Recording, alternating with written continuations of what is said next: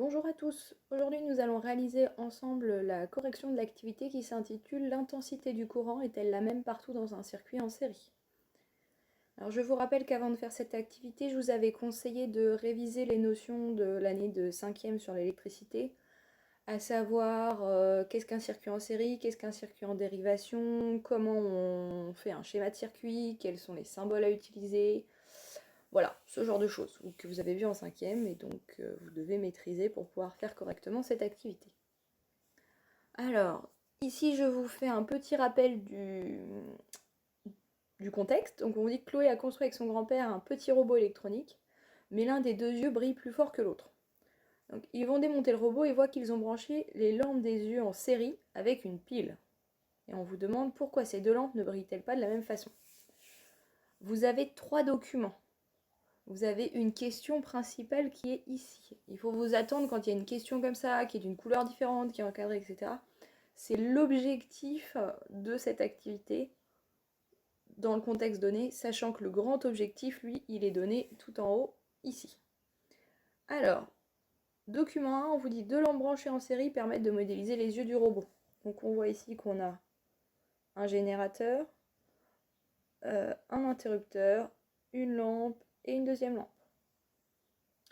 Ensuite, dans le document 2, on vous dit l'intensité du courant électrique. Normalement, vous ne connaissez pas cette notion, vous l'avez peut-être déjà entendue, mais vous ne connaissez pas cette définition précise. Et on vous dit l'intensité du courant électrique est notée I. Elle se mesure en ampères, qu'on note A du coup, à l'aide d'un ampèremètre qui va être branché en série. Et on vous dit, exemple, un chargeur d'ordinateur portable fournit une intensité maximale de 3,4 ampères. Ensuite, vous avez un document 3, on vous dit les deux lampes. La première a une intensité nominale de 300 mA et la seconde de 200 mA. Donc, première chose à noter ici, ces deux lampes ont des caractéristiques différentes. Ça pourrait expliquer certaines choses. Alors, question 1. On vous dit ici de réaliser le schéma du circuit électrique décrit dans le document 1 en indiquant le sens de circulation du courant électrique, les ampèremètres avec leurs bornes permettant de mesurer l'intensité I1 du courant entre l'interrupteur et la première lampe, l'intensité I2 entre les deux lampes, ainsi que l'intensité I3 entre la seconde lampe et le générateur. Ça veut dire qu'il faut savoir comment se branche un ampèremètre. Pour savoir comment se branche un ampèremètre, vous avez l'aide qui est ici, qui vous dit, si nécessaire, consulte la fiche « Mesurer une intensité et une tension », page 105 pour représenter l'ampèremètre. Je vous ai donné cette fiche, je vous ai également donné un lien vers une vidéo pour comprendre comment fonctionne donc un multimètre qui va permettre de mesurer soit une intensité, soit une tension, soit d'autres choses. Donc voilà, on en est là. On va revenir ici, histoire, sur cette partie-là donc, histoire de voir un peu ce qui est sur le circuit, dans quel sens, etc. Alors, on a un générateur. Si vous vous rappelez, un générateur, c'est un rond avec un petit G à l'intérieur. Je ne vais pas m'en sortir. Avec ce stylo, hop, hop, hop. Donc je fais un G majuscule que je mets dans un rond. Et je vous rappelle qu'il y a également les fils à représenter. Ensuite, vous avez ici un interrupteur. Un interrupteur, c'est un fil, un point, une barre qui touche à un autre point et le reste du fil. La lampe, son symbole, c'est un rond avec une croix et les fils. Et ici, du coup, c'est une autre lampe, un rond avec une croix. On va les noter, on va les numéroter, on va dire que celle-là, c'est la L1 et celle-là, c'est L2. Ça, vous pouvez le faire sur votre feuille, vous pouvez le faire sur un brouillon, vous pouvez le faire directement au propre, mais on sait bien que c'est jamais une bonne idée. Et du coup, on en est là. On reprend la consigne. Et dans la consigne, on vous dit qu'il faut indiquer le sens du courant. Alors je vous rappelle que le courant va du plus vers le moins.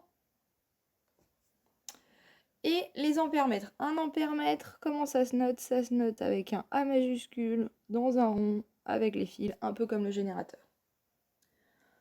Et on vous dit donc, si vous allez consulter la fiche, vous allez voir qu'un ampèremètre, ça se branche en série c'est-à-dire qu'on l'inclut dans la boucle, on ne crée pas une nouvelle boucle pour le mettre. Et là, de toute façon, on vous demande, permettant de mesurer l'intensité du courant, l'intensité I1, entre l'interrupteur et la première lampe. Ensuite, c'est entre les deux lampes, et ensuite entre la deuxième lampe et le générateur. Du coup, on part des symboles qu'on a vus tout à l'heure. Et on sait maintenant que entre ces différents symboles, il va falloir ajouter des ampères-mètres. Le premier, c'est entre l'interrupteur et la première lampe. Donc, on va mettre le plus ici, le moins par là. Tac, tac. Le courant va aller par là. Hop, hop. Un premier ampère-mètre qu'on peut appeler A1 pour mesurer I1. Et ainsi de suite. À la fin, vous devez aller avoir ceci. Alors, elles n'ont pas présenté exactement dans le même sens que moi. Le générateur est là. Interrupteur, première lampe, deuxième lampe. Et du coup, on vous fait remarquer qu'un même ampère-mètre peut occuper successivement les trois positions. Vous n'avez pas besoin d'avoir 3 ampères-mètres, vous allez les déplacer. Vous allez monter le circuit, mettre l'ampère-mètre entre l'interrupteur et la lampe 1, mesurer la valeur, retirer l'ampère-mètre, refermer cette zone, et ainsi de suite. Voilà. Ensuite, je vous mets ici les questions 2 et 3. Alors, question 2, Chloé mesure les valeurs de ces 3 intensités. Elle obtient donc en I1 201 mA, en I2 199 mA et en I3 201. On vous dit, sachant que les résultats donnés par l'ampère-mètre sont précis à 1 mA près, surligne dans la phrase ci-dessous l'expression en gras qui décrit le comportement du courant. Donc cette phrase, elle vous dit dans un circuit électrique en série, l'intensité du courant diminue, reste constante, augmente quand le courant circule à travers les pôles. Alors, pour rappel, on avait ça, on avait le sens du courant ici, et donc on voit que les valeurs mesurées là, là et là sont quasiment identiques. Donc on peut dire que l'intensité du courant, elle reste constante. Ensuite, on vous dit complète le tableau suivant grâce aux résultats expérimentaux de Chloé et aux documents. Donc on vous demande l'intensité nominale des deux lampes. Alors la lampe 1, on a vu dans le premier document ici que la première a une intensité nominale de 300 mA et la seconde de 200 mA. Donc, et j'ai oublié.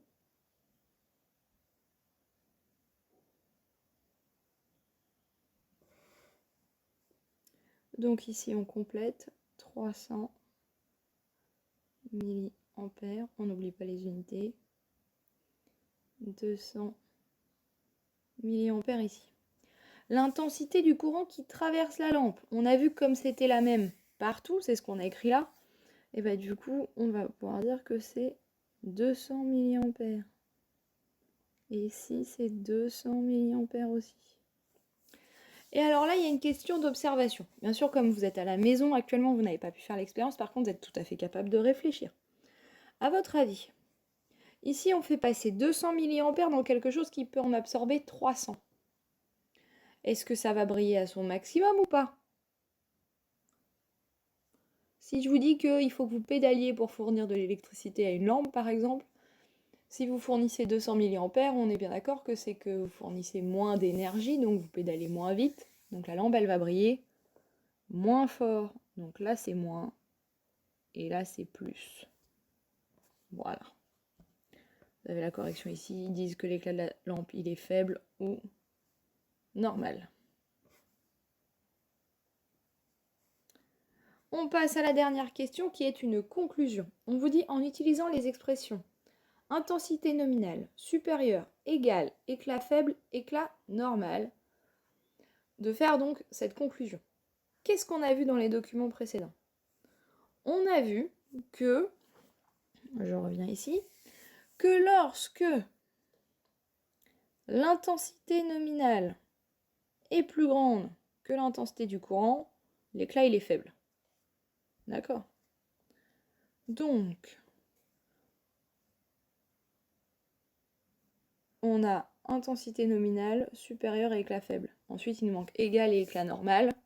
il suffit de prendre le même modèle, de dire que l'intensité, si l'intensité nominale est égale à l'intensité du courant qui traverse une lampe, son éclat sera normal. Voilà la correction que je vous propose. Donc si l'intensité du courant qui traverse une lampe est inférieure à son intensité nominale, alors son éclat est faible.